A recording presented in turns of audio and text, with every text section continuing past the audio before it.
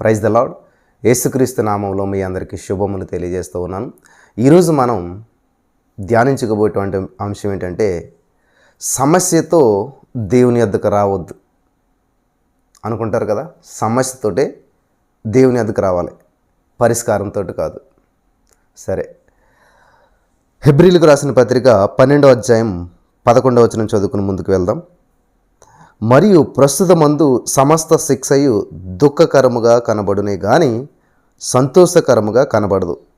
ఆయనను దాని యందు అభ్యాసం కలిగిన వారికి అది నీతి అను సమాధానకరమైనటువంటి ఫలమిచ్చును. స్తోత్రం దేవా. సర్వోన్నతుడా, ఈ సమయంలో యొక్క వాక్యాన్ని ధ్యానిస్తూ ఉండగా మాతో మాట్లాడి ప్రతి వారికి వినగల చెవి, గ్రహించగల హృదయం అనుగ్రహించి, విత్తబడుచున్న వాక్యం వ్యర్థం కాకుండా ప్రతి హృదయంలో నాటబడి నూరంతల పంట ప్రతి వారు అనుభవించినట్లు కృప చూపించమని నజరేయుడైన యేసుక్రీస్తు నామములో ప్రార్థించి నమ్మి పొందుకుని ఉన్నాం తండ్రి, ఆమెన్. చాలా అద్భుతమైనటువంటి సమయానికి మనం వచ్చి ఉన్నాం. ఇక్కడ దేవుని వాక్యం ఏం తెలుస్తుందంటే, ప్రస్తుతమందు సమస్త శిక్షయు దుఃఖకరముగా కనబడునే కానీ సంతోషకరంగా కనపడదు. ప్రజెంట్ మనం నడుస్తున్నటువంటి జీవితం, ప్రజెంట్ ఉన్నటువంటి స్థితి ఏదైనా సరే దుఃఖకరంగానే ఉంటుంది. గమనించాలి ప్రియులరా, అది జీవితానికి అర్థం కాదు. ఈ రోజున స్కూల్లో టీచరు చెప్తున్నటువంటి పాఠాల పిల్లలకి ఎలా ఉంటాయి? కష్టంగానే ఉంటుంది. వాళ్ళకి ఇచ్చేటువంటి పనిష్మెంట్ ఎలా ఉంటుంది? కష్టంగానే ఉంటుంది. వారి జీవితంలో జరుగుతున్న ప్రతిదీ, తల్లిదండ్రులు పిల్లలను క్రమశిక్షణ పెడుతుంటే కష్టంగానే ఉంటుంది. ఏదైనా సరే వాళ్ళ జీవితంలో చాలా కష్టంగా, ఇబ్బందిగా ఉంటుంది. కానీ ఫలితం వాళ్ళ పెద్ద అయ్యాక తెలుస్తుంది అనమాట. అరే, ఆ రోజు మా నాన్న ఇట్లా క్రమశిక్షణ పెట్టాడే, ఈరోజు నాకు ఏ పిల్లల సాక్ష్యాలైనా వినండి పెద్ద అయ్యాక, ఆ రోజు మా అమ్మ నాన్నలు నడిపించే నడిపింపు, పెట్టే కష్టము, పెట్టే క్రమశిక్షణ మాకు ఇబ్బందికరంగా అనిపించింది, కానీ ఈరోజు మా స్థితి బాగుండటానికి, మా భవిష్యత్తు ఇలా ఉండటానికి కారణం వాళ్ళే అని చెప్పి ఆ రోజు ఒకనొక రోజు ఖచ్చితంగా చెప్తారు. ఇక్కడ ఒక అద్భుతమైనటువంటి విషయాన్ని మీతో చెప్పాలని చెప్పి నేను ఆశపడుతున్నాను. జర్మనీ దేశంలో మరి ఒక కథ వాడుకలో ఉన్నది. జర్మనీ దేశంలో ఏంటో కథ అని చూసినట్లయితే, ఒక రాజుగారు ఒక అద్భుతమైనటువంటి భవనాన్ని నిర్మించుకున్నాడు. నిర్మించుకుని కాంపౌండ్ వాళ్ళకి అందరూ కరెంట్ దిగులు పెట్టుకుంటారు. కానీ ఈయన ఏం చేస్తాడంటే, గిటార్కి పెట్టుకున్నట్టుగా ఆ కాంపౌండ్ వాళ్ళ చుట్టూ కూడా ఒక అద్భుతమైనటువంటి సంగీతాన్ని పుట్టించేటువంటి ఆ యొక్క ఆయుధాలు, తీగలాంటివి పెట్టుకున్నాడు అనమాట. సంగీతాన్ని పుట్టిస్తాయి. అంటే మంచి గాలి ఏదన్నా ఇచ్చినప్పుడు ఆ తీగలు, మరి ఆ వాయిద్యాలు, తీగలు వాయిద్యాలు పెట్టడం వల్ల మరి చిన్న చిన్న పిల్ల గాలులు వీస్తుంటుంటాయి కదా, ఆ పిల్లల గాలులు వీస్తున్నప్పుడు ఆ సంగీత ధనులు పెద్దగా వినిపించేటువంటివి కాదంట. అంటే సంగీతం రావాలంటే కొంచెం ఎక్కువ గాలి రావాలి కదా, గమనించాలి.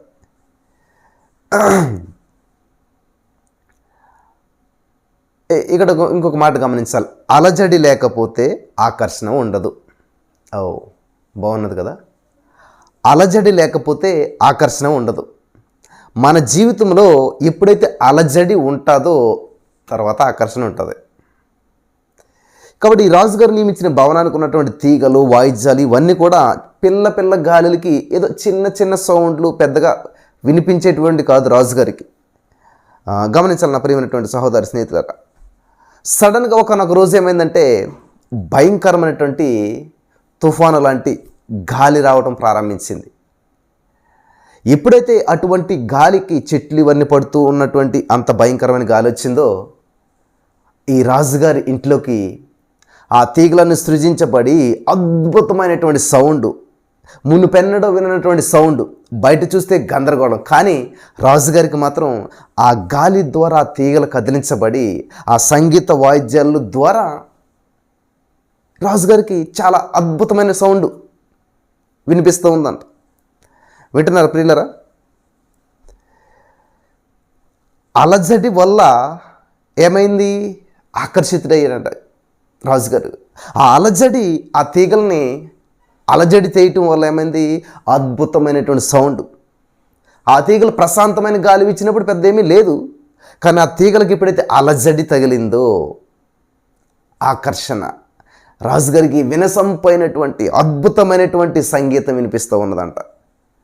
దీన్ని బట్టి మీకు అర్థమై ఉండాలి, మన జీవితం ఆ వాయిద్యపు తీగ లాంటిది. స్మూత్గా గాలి వీస్తున్నప్పుడు పెద్ద ఏ విధమైనటువంటి సౌండ్ రాదు.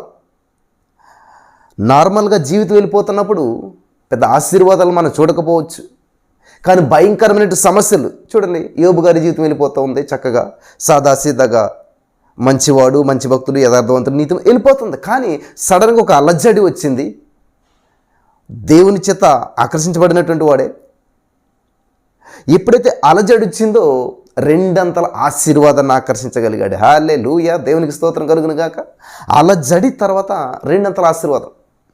మరి ఈరోజు నా క్రైస్తవులుగా ఉన్నటువంటి మన జీవితంలో సమస్య వచ్చినప్పుడు, ఇబ్బంది వచ్చినప్పుడు, కష్టం వచ్చినప్పుడు, ఏదైనా ప్రతికూల పరిస్థితి మనకు ఎదురైనప్పుడు ఎందుకని అలజడి చెందుతూ ఉన్నాం?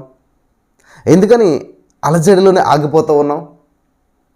శుక్రవారంతో ఎందుకు ఆగిపోతూ ఉన్నాం? యేసుక్రీస్తు ప్రభువారి జీవితంలో చూసినట్లయితే శుక్రవారం రోజున శ్రమ, సిలువ, వేదన, అందరూ కూడా కన్నీరు కార్చారు. కానీ యేసుక్రీస్తు ప్రభువారి జీవితంలో శుక్రవారం వచ్చిన అలజడి ఆదివారానికి అనేక మందిని ఆకర్షించింది. ఆదివారం రోజున పునరుత్థానం జరగటం వల్ల ఊహించినటువంటి కార్యం చరిత్రలో మొట్టమొదటిగా జరిగినట్లుగా మనం చూస్తూ ఉన్నాం. దేవునికి స్తోత్రం కలుగును గాక. నా ప్రియమైనటువంటి సహోదరి స్నేహితులరా, జాగ్రత్తగా వింటూ ఉన్నారా? అలజడి లేనిదే ఆకర్షణ లేదు. కాబట్టి ఈ రోజున మీ జీవితంలో అలజడి ఉందేమో, తర్వాత అనేక మంది చేత మీరు ఆకర్షించబడతారు. అలజడి ఎదుర్కొంటూ ఉన్నారేమో మీరు ఈ రోజున జీవితంలో, అద్భుతాలు మిమ్మల్ని ఆకర్షిస్తాయి. అలజడి గుండా వెళ్తున్నారేమో, ఆశీర్వాదాలు మిమ్మల్ని ఆకర్షిస్తాయి. దేవునికి స్తోత్రం కలుగును గాక. నమ్ముచున్నారా? ఇది చాలా అద్భుతమైనటువంటి విషయం అన్నమాట. కాబట్టి అలజడి లేకపోతే ఆకర్షణ ఉండదు. గంధపు చెట్టు మీకు అందరికీ తెలుసు, అడవిలో పెరుగుతూ ఉంటుంటుంది, మంచిగా ఎదుగుతూ ఉంటుంటుంది. కానీ దాని జీవితంలో అలజడి లేనంత కాలం, ఆ జీవితంలో ఏ విధమైనటువంటి గందరగోళం లేనంత కాలం మామూలుగా ఉంటుంది. ఎప్పుడైతే ఆ గంధపు చెట్టు జీవితంలో అలజడి ప్రారంభించబడతాం అంటే ఏంటి? గొడ్డలితో నరకబడటం. ఎప్పుడైతే ఆ చెట్టున గొడ్డలతో కొడుతూ ఉన్నారో దాని జీవితం అలజడి, అయోమయం, అంధకారం. కానీ ఎప్పుడైతే గొడ్డల దెబ్బ దాని మీద పడ్డాదో అప్పుడు సువాసన వెదజల్లుతుంది, అప్పుడు అనేక మందిని ఆకర్షిస్తుంది. ఏంటి, ఎక్కడ స్మెల్లో చూసారా? అలజడి లేనప్పుడు దాని జీవితం సాఫీగా, హ్యాపీగా ఉన్నది. కానీ ఎప్పుడైతే ఆ గంధపు చెట్టు జీవితంలో అలజడి వచ్చి పడిందో, వింటున్నారా? ఎప్పుడైతే అలజడి దాంట్లో ప్రారంభించబడిందో ఏమైందంటండి? ఆకర్షణ. ఆ అడవంతా స్మెల్ కొడుతుంది, గంధపు సువాసన కొడుతుంది. దాన్ని నరకనంతసేపు, దాని మీద గొడ్డల దెబ్బ పడనంతసేపు, అలజడి లేనంతసేపు నార్మల్. కాబట్టి ఒక నార్మల్ వ్యక్తిగా నువ్వు జీవించబడుతున్నావా? శ్రమలు, ఇబ్బందులు లేకుండా సాఫీగా వెళ్ళిపోతుందా? ఒకవేళ నువ్వు శ్రమల్లో ఉన్నావా, అలజడిలో నువ్వు జీవిస్తున్నావా? అది అంతం మాత్రం కాదు. అలజడి అంతము కాదు. పిల్లలు గమనించాలి, అలజడి అంతము కాదు, ఆరంభం. నువ్వు అలజడిలో ఉన్నావేమో, పరిస్థితులు నీకు ప్రతికూలంగా ఉన్నాయేమో, కానీ అక్కడితో నీ జీవితం అయిపోయిందని అనుకోద్దు సుమా. ఆ తర్వాత ఉంది అసలైనటువంటి జీవితం అంతా. అందుకే చెప్తున్నాడు, ప్రస్తుతమందు సమస్త శిక్షయు దుఃఖకరముగా కనబడునే కానీ సంతోషముగా కనబడదు. సంతోషంగా కనబడదు. Thank you Jesus. హల్లెలూయా.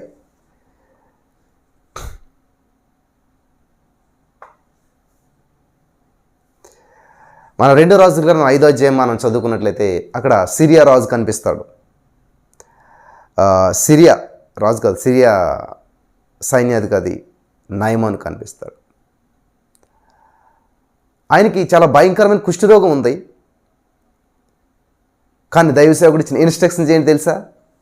నువ్వు గొప్ప యుద్ధ వీరుడివే, గొప్ప పరాక్రమవంతుడివే, కానీ ఆ నదిలో ములుగు, ఆ మురికి నదిలో మునుగు, ఆ దట్టి వాటర్లో మునుగు అంటూ ఉన్నాడు.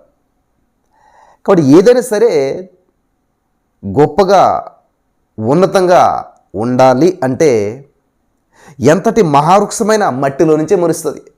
హల్లెలూయా, వింటున్నారా? ఎంతటి మహావృక్షమైన మట్టిలో నుంచే మొలుస్తుంది. మట్టిలోంచే మహావృక్షం వెళ్తుంది ఎప్పటికైనా సరే, ఎటువంటిదైనా సరే. డస్టలో నుంచే నో నేను చూడను అంటే ఎలాగా? కాబట్టి అలజడితోనే ప్రారంభించబడుతుంది ఏదైనా సరే అనేక మందిని ఆకర్షించాలంటే. యేసుక్రీస్తు ప్రభువు వారి జీవితం 33.5 సంవత్సరాల వరకు అట్లా వెళ్ళిపోతూ ఉంది. కానీ 33.5 సంవత్సరాలకి వచ్చింది గొప్ప అలజడి. చరిత్రలో మునుపెన్నడూ జరిగిన కార్యం జరిగింది అక్కడ.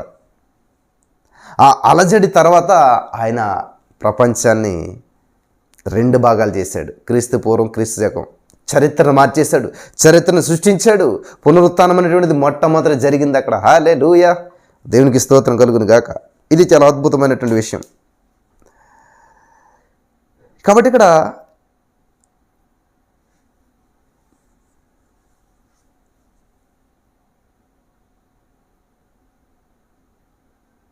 నయమాను ఏమన్నాడే, ఛీ ఈ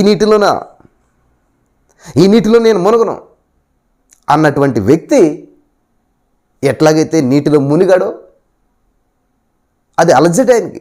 చీచి ఎంత యుద్ధం చేశానని ఈ మురికి నీళ్ళలో మునగాల అని నీటిని నీచంగా చూసినటువంటి వాడు ఎప్పుడైతే నీటిలో మునిగాడో అద్భుతం జరిగింది.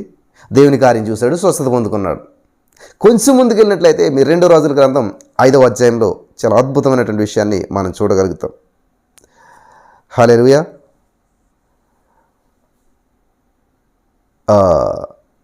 2 రాజుల 5:14 అతడు పోయి దైవజనుడు చెప్పినట్టు యోర్దాను నదిలో 7 మార్లు మునగగా అతని దేహము పసిపిల్ల దేహము వలనై అతడు శుద్ధుడాయెను. అప్పుడు అతడు తన పరివారంతో కూడా దైవజనుడి దగ్గరకు వచ్చి అతని ముందర నిలిచి, చిత్తగించుము, ఇజ్రాయేలులోనున్న దేవుడు తప్ప లోకమంతటి యందును మరి యొక్క దేవుడు లేడని నేను ఎరుగుదును.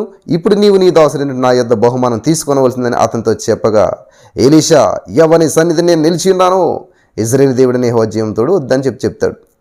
అప్పుడు ప్రియులు గమనించాలి, ఏమీ తీసుకోడు. కానీ ఏమంటాడంటే 17వ వచనంలో, అప్పుడు యెహోవాకు తప్ప దహన బలినైనను మరి ఏ బలినైనను ఇతరమైనటువంటి దేవతలకు నేనికను అర్పించను. 2 కంచర గాడిదల మోయిపాటి మన్ను నీ దాసుడైనటువంటి నాకు ఇప్పించకూడదా? ఇక్కడ నాకు చాలా ఆశ్చర్యం అనిపించింది ఏంటంటే, నీటిని నీచంగా చూసినటువంటి వాడు మట్టిని మాణిక్యంగా ఎంచుతున్నాడు. దేవునికి స్తోత్రం కలుగును గాక. నీటిని నీచంగా చూస్తూ గమనించాలి. నీటిలో ముట్టి ఇటువంటి నీరు అన్నటువంటి నీటిని నీచనంగా చూసినటువంటి నయమాను మట్టిని మాణిక్యంగా మోసుకెళ్తున్నాడు. దేవునికి స్తోత్రం, తీసుకెళ్తున్నాడు. చూసారా, నీటినేమో నీచంగా చూశాడు, మట్టినేమో మాణిక్యంగా 2 గాడిదలు తీసుకెళ్తాను ప్లీజ్ అని అడిగి రిక్వెస్ట్ చేసి మట్టిని మోసుకెళ్తున్నాడు, మట్టిని తీసుకెళ్తున్నాడు. హల్లెలూయా. నీలో అలజడి ఎప్పుడైతే పోయిందో అద్భుతాన్ని చూడగలుగుతావు. జీవితంలో గందరగోళం ఉన్నప్పుడు ప్రతిదీ కూడా గందరగోళంగా కనిపిస్తుంది. కానీ ఇప్పుడు మట్టి మాణిక్యం అయిపోయింది ఆయనకి. మురికి నీరు అది ఇది అన్నటువంటి వ్యక్తి మట్టిని మాణిక్యంగా, అయ్యా కొంచెం నాకు 2 గాడిదల మీద మోసుకెళ్ళి మన్నన్న మట్టి అన్న ఒకటే. చూడండి అక్కడ, మోయుపాటి మన్ను నీ దాసుడిని నాకు ఇప్పించకూడదా? చూసారా, మట్టిని అడుగుతున్నాడండి. పరాక్రమశాలి, గొప్ప యుద్ధ వీరుడు, ఎన్నో జయించుకొచ్చినటువంటి వ్యక్తి మట్టి కోసం, మన్ను కోసం అడుగుతూ ఉన్నాడు. చూసారా, నీలో సమస్య ఎప్పుడైతే తొలగిపోయిందో చూసారా, మట్టి మాణిక్యంగా కనిపిస్తుంది. చాలా అద్భుతమైనటువంటి విషయం. దేవుడు శిక్షణ ఇస్తాడు కానీ శిక్షించడు. గమనిస్తారా, దేవుడు శిక్షణ ఇస్తాడు కానీ శిక్ష ఇవ్వడు. శిక్షకి తేడా వేరు. పోలీస్ ట్రైనింగ్ కానీ ఉంటుంది మనకి, పోలీస్ జాబ్ వచ్చిన వెంటనే వాళ్ళు ఏం చేస్తారంటే చాలా భయంకరమైన ప్రదేశాలు గుండా నడిపిస్తూ కొండలకి, ఇదంతా శిక్ష కాదు. కానీ అదే పోలీసులు ఒక దొంగ దొరికితే ఏం చేస్తారు? శిక్షిస్తారు. శిక్షణ ఇవ్వరు దొంగకి. వింటున్నారా? చాలా జాగ్రత్తగా వినాలి. పోలీస్ ట్రైనింగ్లో పోలీసులకి ఇచ్చేటువంటిది ఏంటంటే శిక్షణ. అదే పోలీసులు దొంగ దొరికితే ఇచ్చేటువంటిది ఏంటంటే శిక్ష. విధించేది ఏంటంటే శిక్ష. శిక్ష మరణానికి దారితీస్తుంది, శిక్షణ జీవానికి దారితీస్తుంది. హల్లెలూయా, దేవునికి స్తోత్రం కలుగును గాక. కాబట్టి దేవుడు మనకి శిక్షణ ఇస్తాడు, క్రమశిక్షణ కొరకు. శిక్ష నిత్య నరకానికి. అర్థమవుతుందా? కాబట్టి దేవుడు మనల్ని ఎప్పుడు కూడా శిక్షణ ఇస్తాడు తప్ప శిక్షించాడు. ఈ యొక్క సత్యాన్ని మీరు గమనించాలని చెప్పి ప్రభు పేరట మనం చేస్తూ ఉన్నాను. దేవునికి స్తోత్రం కలుగును గాక. హల్లెలూయా.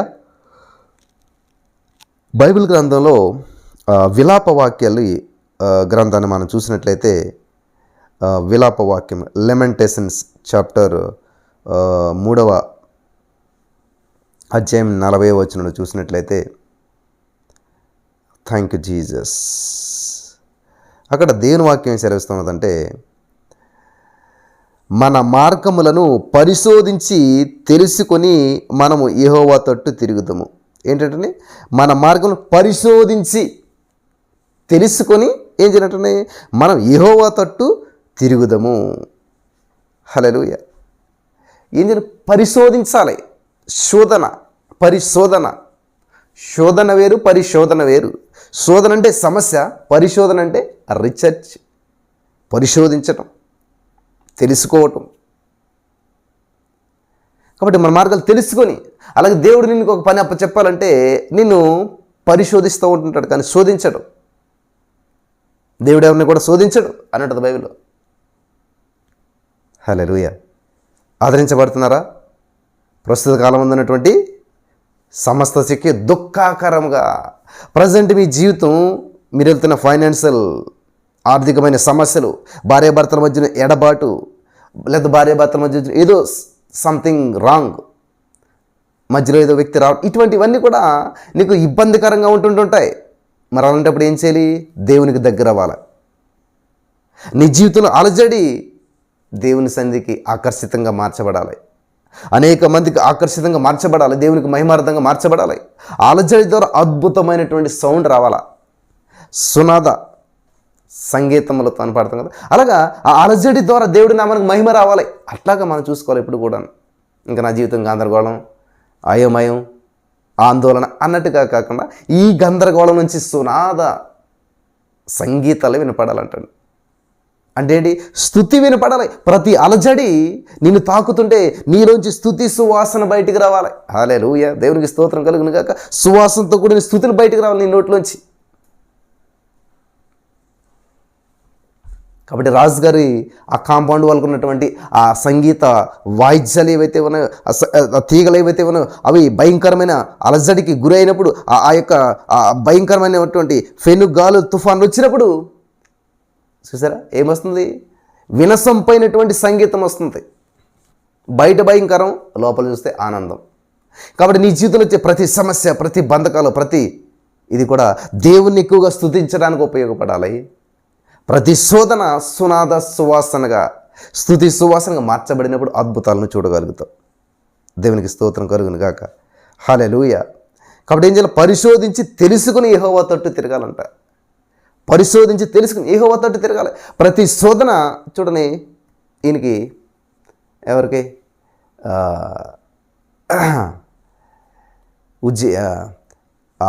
15 సంవత్సరాల ఆయుస్సు పెంచుకున్నాడా లేదైనా? గోడ తట్టు తిరిగి ప్రార్థన చేశాడు. సమస్య వచ్చిన వెంటనే సమస్య వైపు తిరిగి బాధపడలేదు. దేవుని తట్టు తిరిగి దేవా అని ప్రార్థించాడు.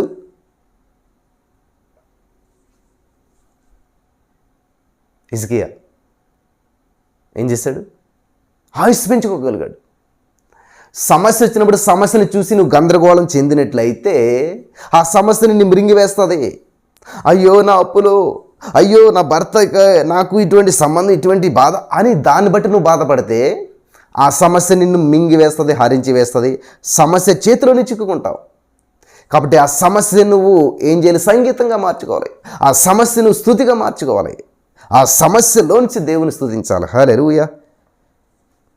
వింటున్నారా? అప్పుడు దేవుని యొక్క అద్భుతమైన కార్యాన్ని మీరు చూడగలుగుతారు. కాబట్టి ఇది మనం నేర్చుకుంటూ ఉన్నప్పుడే నీ జీవితంలో ఏ సమస్యనైనా సంతోషంగా చూడగలుగుతావు, ఏ సమస్యనైనా సరే నువ్వు జయించగలుగుతావు. ప్రకటన 2:10 నేను ఎప్పుడు చెప్పేటువంటి మాట ఏమనంటది, ఏది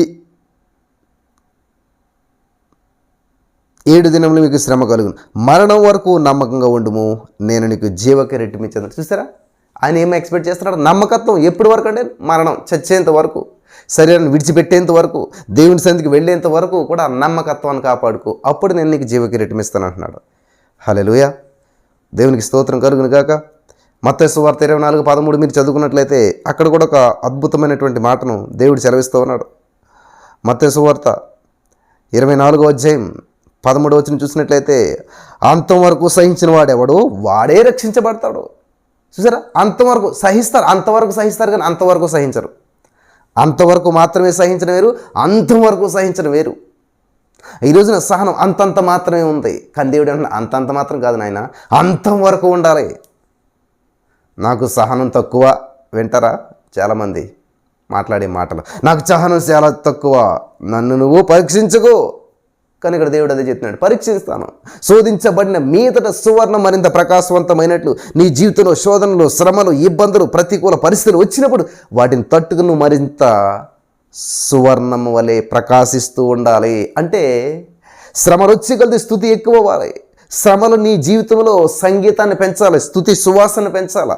హల్లెలూయా, ఓ వండర్. దేవునికి స్తోత్రం కలుగును గాక. హల్లెలూయా. మార్కు సువార్త 13:13 అంతవరకు సహించిన వాడే రక్షణ పొందినట్టండి. అంతవరకు సహించిన వాడే రక్షణ పొందుతాడంట. చూసారా, అందరికీ రక్షించబడాలి కానీ కొంతవరకు సహించారు. లిమిట్స్ క్రాస్ అయిపోతున్నాం. ఇంకా నేను సహించలేను ఇంతే అని చెప్పి మనం ఏం చేస్తూ ఉన్నాం తెలుసా, మన జీవితంలో వచ్చే ఆశీర్వాదాన్ని కోల్పోతూ ఉన్నాం. సహనము చేదుగా ఉంటుంది, దాని ఫలితం తీయగా ఉంటుంది. దేవునికి స్తోత్రం కలుగును గాక. సహనశీలురు ధన్యులు అంటండి ఎవరైతే సహనం కలిగి ఉంటారో. సహనం సముద్రం కంటే పెద్దదే. ఇది చాలా ప్రాముఖ్యమైన విషయం. కాబట్టి దేవుని దగ్గరికి మనం ఎందుకు వస్తాం?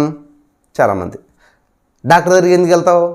ఆరోగ్యం కొరకు వెళ్తావు, అనారోగ్యం కొరకు వెళ్ళవు. కానీ నువ్వు అనారోగ్యంతో వెళ్తావు. ఎందుకనంటే ఆరోగ్యం కొరకు వెళ్తావు. దేవుని దగ్గరికి ఎందుకు వెళ్తున్నావు? నువ్వు సమస్యలతో వెళ్తావు, పరిష్కారంతో కాదు. డాక్టర్ దగ్గరికి వెళ్ళి, సార్ నాకు ఈ రోగం ఉంది, ఈ ట్యాబ్లెట్ రండి, ఆ ట్యాబ్లెట్ రండి, ఈ ట్యాబ్లెట్ రండి, నువ్వు ఇస్తావు సలహా? ఇదే ఇక్కడ చేసేది. దేవా నాకు అది చెయ్యి, ఇది చెయ్యి, ఇలా చెయ్యి, అలా చెయ్యి, ఇలా చెయ్యి. ప్రభా, నా జీవితంలో ఈ ప్రణాళికను నువ్వు కలిగి నాకు తెలుసు. నీ చిత్తమైన జీవితం జరగవలసిందే, ప్రతి ఆటంకం తొలగించబడవలసిందే. అంతగా నీకు నచ్చిందట్టుకొచ్చి ఆ నచ్చిన చిత్తంలోకి దేవుని చిత్తం రావాలని చెప్పి, దేవ ఇలాగే చెయ్యి, ఇదే చెయ్యి.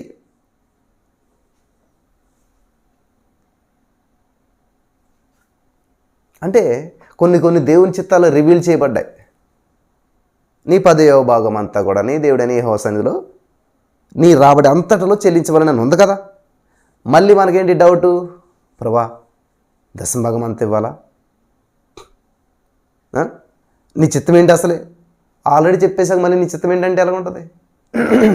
తెలియనటువంటి వాటి విషయాల్లో మనం దేవుని దగ్గర కనిపెడతాం వేరు. ఆల్రెడీ దేవుని యొక్క చిత్తం రివీల్ అయిపోయింది, తెలియచేయబడింది. అంతటను అందరూ మారు మనసు పొందవాలనేటువంటి దేవుని చిత్తం అక్కడ రివీల్ చేయబడింది, తెలియజేయబడింది. ప్రభా నా భర్త మారటం నీ చిత్తమేనా? నీ చిత్తమైతే నా భర్తను మార్చు అంటే అక్కడ అర్థమవుతుందా? నువ్వు దేవుని దగ్గరికి సమస్యతో రావాలి, పరిష్కారంతో కాదు. నువ్వే పరిష్కారం చేస్తే దేవుడికి ఇంకేంటి? చాలామంది ఇదే పరిష్కారం పట్టుకొస్తారు దేవుడి దగ్గరికి. డాక్టర్ దగ్గరికి నువ్వు రోగిగానే వెళ్ళాలి, ఆరోగ్యవంతునికి వైద్యుడు అక్కర్లేదు కదా. యేసు ప్రభువు చెప్పిన మాట, రోగులకి వైద్యుడు అవసరం కానీ ఆరోగ్యం గలవానికి. కాబట్టి నువ్వు సమస్యలో ఉంటే ఆ సమస్యల పరిష్కారాలు ప్రభు దగ్గర ఉన్నాయి. దేవుడు సమాధానకర్త, సమాధానం ఇచ్చే దేవుడు మన దేవుడు. నీ సమస్యకు పరిష్కారం ఇచ్చేటువంటి దేవుడు మన దేవుడు. హల్లెలూయా, దేవునికి స్తోత్రం కలుగును గాక. కాబట్టి నీ సమస్యకు నువ్వే పరిష్కారం చెప్పేసుకుని, ఇది పరిష్కారం ప్రభా, ఇది ప్రభా, ఇదిగో ఈ వ్యక్తి అంటే నాకు ఇష్టం కాబట్టి ఆ వ్యక్తితో వివాహం చేసినందుకు వందనాలు. అదేంటి? నిజంగా ఆ వ్యక్తి దేవుని చిత్రంలో ఉన్నాడనుకో, ఖచ్చితంగా దేవుడు చేస్తాడు. కానీ నీకు తెలుసు అన్యుడు, దేవుడు అంటే ఇష్టం లేని వ్యక్తి ఆయన, కానీ దేవా ఆ వ్యక్తితో వివాహం చేసినందుకు వందనాలు, చేసినందుకు వందనాలు. ఎందుకు చేస్తాడు? చేసినందుకు వందనాలు అన్నంతరాన్ని చేసేస్తాడా? ప్రతిదీ చేసేస్తాడా? చేయడు. అంటే నీ బాక్సులోకి ఏసైని రావాలని చూస్తూ ఉన్నావు. అందుకనే నువ్వు సమస్యతో దేవుని యొద్దకు రావాలి, కానీ పరిష్కారంతో కాదు. నువ్వు రోగంతో డాక్టర్ దగ్గరికి వెళ్ళినప్పుడు నీ రోగానికి ఉన్న పరిష్కారం ఏంటి ఆయన చెప్తాడు, ప్రిస్క్రైబ్ చేస్తాడు, మెడిసిన్ ఇస్తాడు, నువ్వు అది వాడాలంతే. అంతేగాని మెడికల్ షాప్లోకి మెడికల్ తీసుకెళ్ళి డాక్టర్ గారు ఇవి వేసుకుంటాను, ఓకే కదా, ఇంకా ఆయన ఎందుకు, ఇంకా డాక్టర్ దగ్గరికి వెళ్తావు ఎందుకు? వేసుకోవటమే, నువ్వు ఉంటే ఉంటా, పోతే పోతావు, అంతే కదా, సొంత వైద్యం. కానీ నీకున్న రోగాన్ని ఆయన పరిశీలన చేసి దానికి ఉన్న మెడిసిన్ ఇవ్వడానికి ఆయన సిద్ధంగా ఉన్నాడు డాక్టర్ గారు. అవకాశం ఇవ్వాలి నువ్వు. దేవా ఇది ఇటువంటి పరిస్థితి గుండా వెళ్తున్నాను, ఖచ్చితంగా నన్ను విడిపించడానికి సామర్థ్యం కలిగిన దేవుడు నువ్వే. డాక్టర్ దగ్గరికి ఏమన్నా, సార్ నాకు ఇదిగోండి ఈ సమస్య ఉంది, ఎంత ఫీవర్ ఉంది, ఎంత బలహీనత ఉంది, నాకు తెలిసి ఖచ్చితంగా నన్ను బాగు చేస్తారని. ఓకే అమ్మా, ఈ మెడిసిన్ వేసుకో, పొద్దుట మధ్యాహ్నం సాయంత్రం, ఓకే. చూసారా, దేవుని చిత్తానికి లోపడతాం అంటే నువ్వు డాక్టర్ దగ్గరికి వెళ్ళినప్పుడు ఎలాగైతే డాక్టర్ గారు చెప్పింది, ఓకే డాక్టర్ గారు పొద్దుట ఇది, మధ్యాహ్నం సాయంత్రం ఇది, నువ్వు అది వేసుకుంటూ ఏం తినాలో చెప్పినప్పుడు ఆయన చెప్పింది తింటే నీ రోగం కుదుట పడుతుంది. అంటే రోగం పోతుంది, ఆరోగ్యం వస్తుంది. కాబట్టి నీ సమస్య పోయి పరిష్కారం నీ జీవితంలో ఏలుబడి చేయాలంటే సమాధానకర్త, పరిష్కారం ఇచ్చేటువంటి దేవుని దగ్గరికి వెళ్ళాలి. నీ సమస్యకు పరిష్కారం ఇస్తాడు ఆయన. హల్లెలూయా, దేవునికి స్తోత్రం కలుగును గాక. కాబట్టి ఈ రోజున చాలా అద్భుతమైనటువంటి వర్తమానాన్ని దేవుడు మనకు తెలియజేశాడు. ప్రతి ప్రతికూల పరిస్థితుల్లో ప్రభుని మహిమపరచాలి. ప్రతి భయంకరమైన పరిస్థితులు, ప్రతి సిచ్యువేషన్ ద్వారా నీ జీవితంలో సువాసన బయటకు రావాలి, స్తుతి సువాసన రావాలి. అలజడి లేనిదే ఆకర్షణ లేదు. ప్రతి అలజడి నీ జీవితంలో ఆశీర్వాదాలను ఆకర్షించాలి. హల్లెలూయా. నీ జీవితంలో ప్రతి గందరగోళం స్తుతి సువాసనకు కారణం అవ్వాలి. ఇంకా స్తుతించు. నీ భర్త నిన్ను టార్చర్ పెడుతున్నారా, నీ బాస్ నిన్ను ఇబ్బంది పెడుతున్నారా, అప్పుల వారు నిన్ను ఇబ్బంది పెడుతున్నారా, thank you Jesus, holy spirit of God అని చెప్పి దేవుని స్తుతించు, దేవుని మహింపరచు. నీ జీవితం నుంచి రావాల్సింది కన్నీరు కాదు, వేదన కాదు, బాధ కాదు, దుఃఖము కాదు, స్తుతి సువాసన. స్తుతించు. హల్లెలూయా. కాబట్టి సమస్యతో దేవుని దగ్గరికి రావాలి, కానీ పరిష్కారాలతో కాదు. కాబట్టి ఈ రోజున ఈ యొక్క అద్భుతమైనటువంటి మాటల ద్వారా ప్రభు మనతో మాట్లాడి ఉన్నాడు. మీ జీవితంలో మీ జీవితపు తీగలని గందరగోళపు గాలులు సృజిస్తున్నట్లయితే, తాకుతున్నట్లయితే, ఆ గందరగోళపు గాలులే నీ యొక్క జీవితపు తీగల ద్వారా మరి చక్కటి సంగీతాన్ని, మధురానుభూతిని అనేక మందికి పంచేలా ఉండాలి. హల్లెలూయా, దేవునికి స్తోత్రం. యోసేపు జీవితాన్ని చూసారా, యోసేపు జీవితపు తీగల్ని సమస్యల సుడిగాలు చుట్టుముట్టాయి, కానీ యోసేపు జీవితం నుంచి బయటకు వచ్చింది ఏం తెలుసా? స్తుతి సువాసన. హల్లెలూయా, దేవునికి స్తోత్రం కలుగును గాక. యోసేపు జీవితంలో నుంచి బయటకు వచ్చింది ఏంటి తెలుసా? అద్భుతమైనటువంటి ఆశీర్వాదం.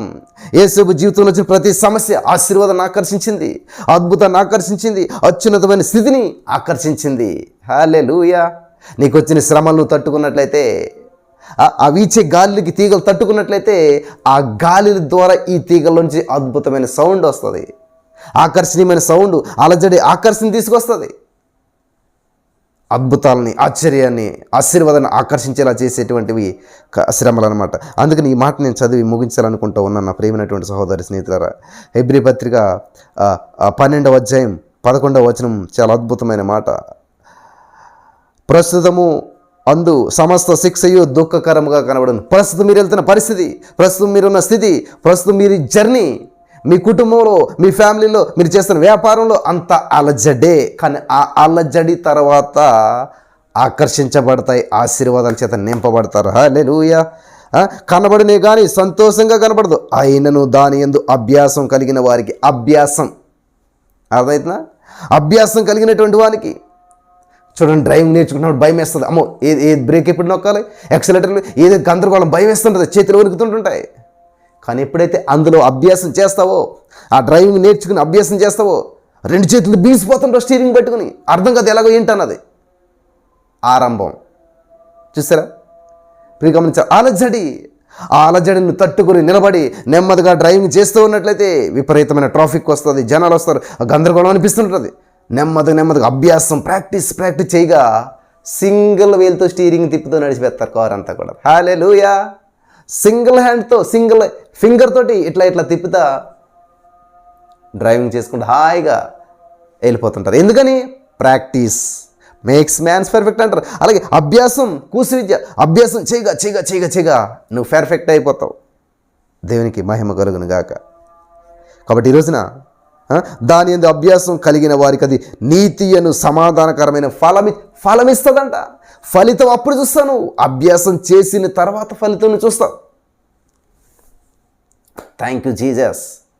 తినగా వేము తీయనుండు. తీయదనం అనేది వేపదనం లేదు. ఎన్నిసార్లు తిన్న వేపాకు చేదుగానే ఉంటుంది. కానీ మనకి చిన్నప్పుడు ఏమనుకుంటాం, తినగదని వేపాకు తీగ అవుతుంది అనుకుంటాం. వేపాకు తీగ అవ్వదు. వేపాకు తగ్గట్టుగా నీ అభ్యాసం చేసావు కాబట్టి నీ యొక్క మైండ్ సెట్ వేపాకు చేదు అనేటువంటి స్వభావం పోయి అలవాటు, అభ్యాసం అయిపోయింది. నీకు అది అలవాటు అయిపోయింది కాబట్టి తీగ అనిపిస్తుంది అంతే. అంతేగాని అందులో చేదు మాత్రం ఎప్పటికీ పోదు. అది చేదే ఎప్పటికీ. నువ్వు ఎన్నిసార్లు తిన్నా దాని స్వభావం మాత్రం మారదు. హల్లెలూయా! దేవునికి స్తోత్రం కలుగును గాక. తినగా వేము తీయగా ఉండంటే నిజంగా పంచదార అయిపోదు వేపాకు ఎప్పటికీ. వేపాకే, చేదెప్పుడు చేదే. కానీ నీ స్వభావం మార్చబడుతుంది, నీలో చేదుపోతా ఉందన్నమాట. హల్లెలూయా! దేవునికి స్తోత్రం కలుగును గాక. నీలో ఆలజడైనటువంటి వేపాకు అనేటువంటి చేదు నీకు మధుర అనుభూతిని ఇస్తుంది, నీకు తీయదనాన్ని ఇస్తుంది. దానివల్ల వచ్చే ఫలితం అద్భుతంగా ఉంటుంది అన్నమాట. హల్లెలూయా! చూసారా? కాబట్టి నీ జీవితంలో ఇప్పుడు చేదు అనుభవాలను కలక్క మానవు. నీ జీవితంలో ఇప్పుడు కూడా భయంకర పరిస్థితులు రాక మానవు. కానీ యేసుక్రీస్తు ప్రభువును నువ్వు కనెక్ట్ అయినావు కాబట్టి, దేవుని స్తుతిస్తూ ఉన్నావు కాబట్టి ప్రతి సమస్య నీ జీవితంలో సంతోషంగా మార్చబడుతుంది. ప్రతి బంధకం నుంచి నువ్వు విడుదల పొందుకుంటావు. అదే మాట. వేపాకు చేదుగానే ఉంటుంది. తిన్నా ఎంత తిన్నా చేదుగానే ఉంటుంది. కానీ నీ యొక్క స్వభావం అది చేదు అనేటువంటి పరిస్థితిని మార్చుకుని, పాట ఉంటుంది కదా, మనం వింటుంటాం సినిమా హాల్లో, ఎవరెస్ట్ ఎంత ఇస్తాను ఎక్కేస్తా నీకోసం, పసిఫిక్లో దూకేస్తా నీకోసం. ఎందుకంటే ఎవరెస్ట్ ఎత్తు ఆఫ్టర్ ఆల్ అనిపిస్తుంది ఆయనకి. ఎందుకని? ఆమె మీద ఉన్న ప్రేమ. పసిఫిక్ ఎంతో లోతైన సముద్రం, కానీ అది లోతు అనిపించదు, దూకేస్తాడు. చూసారా? ఎందుకు అలాగనిపిస్తుంది అంటే ఇదే అభ్యాసం, ఇదే ఆమె మీద ఉన్నటువంటి ఆ ప్రేమ ఈ సమస్యలా అనిపించకుండా చేసేస్తుంది అన్నమాట. నువ్వు నిజంగా ప్రేమిస్తున్నట్లయితే, దేవుని మీద అంటుకట్టబడినట్లయితే, ఆయన పొందిన గాయంతో మనకు స్వస్థత వచ్చిందంట. కాబట్టి ఆయన పొందిన గాయాన్ని బట్టి బాధపడతలేదు, మనకిచ్చిన స్వస్థతను బట్టి ఆయన సంతోషిస్తూ ఉన్నాడు. కాబట్టి సమస్యతో దేవుని వద్దకు రావాలి తప్ప పరిష్కారంతో కాదు. నువ్వు ప్రస్తుతమందు ఆ సమస్త శిక్ష కూడా నీకు దుఃఖకరంగా అనిపిస్తుందేమో, కానీ అది సంతోషంగా కనబడుతుంది, ఫలితాన్ని తెచ్చి పెడుతుంది. నమ్ముచున్నారా? నమ్మిన వారంతా కూడా పొందుకుందరుగాక. ఆమేన్. స్తోత్రం దేవ సర్వోన్నతుడా.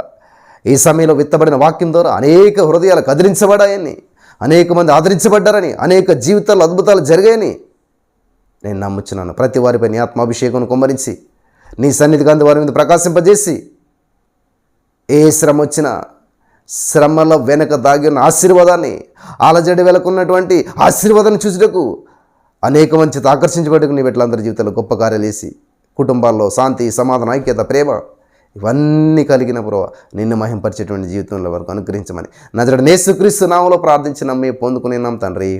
ఆమేన్. యేసు రక్తమే జయం, శిలువ రక్తమే జయం. అపవాదికి సిక్కేసినాను మహిమ కలుగును గాక.